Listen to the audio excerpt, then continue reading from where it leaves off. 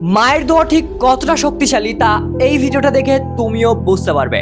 তো সৌদির এক হার্ট বিশেষজ্ঞ ডক্টর ওমর একবার এক আন্তর্জাতিক সেমিনারে যোগ দিতে বিমানে করে যাচ্ছিলেন। পথে প্রচন্ড খারাপ আবহাওয়ার কারণে বিমানের একটা অংশে ত্রুটি দেখা গিয়েছিল, ফলে বিমানটি ইমার্জেন্সি একটি এয়ারপোর্টে ল্যান্ডিং করতে হয়েছিল। এয়ারপোর্টে ডক্টর ওমরকে একজন বললেন, স্যার আপনি যেখানে যাইতে চান সেটা এখান থেকে খুব বেশি দূরে নাই, গাড়িতে গেলে বড়জোর 3 ঘন্টার পথ। তো ডক্টর ওমর একটা ট্যাক্সিতে রওনা দিলেন। একটা প্রত্যন্ত গ্রামের কাছে গিয়ে ট্যাক্সিটি হঠাৎ নষ্ট হয়ে যায় এবং কিছুক্ষণের মধ্যেই প্রচন্ড ঝড় শুরু হলো। ডক্টর কাছে একটা কুঁড়ে ঘর দেখতে পেলেন। তিনি বাধ্য হয়ে সেখানে গেলেন এবং আশ্রয় চাইলেন। ঘরে প্রবেশ করে ডক্টর দেখতে পাইলেন ঘরে একটি বৃদ্ধ মা এবং তার রোগে আক্রান্ত সন্তান ছটফট করছে। তারপর তিনি জিজ্ঞেস করলেন, বাচ্চাটার কি হয়েছে? তখন ওই মা কেঁদে বললেন, বাবা ছেলেটার খুবই দুরারোগ্য রোগ হয়েছে। লোকে বলছে এই রোগ যাত্রার দ্বারা সারানো সম্ভব না।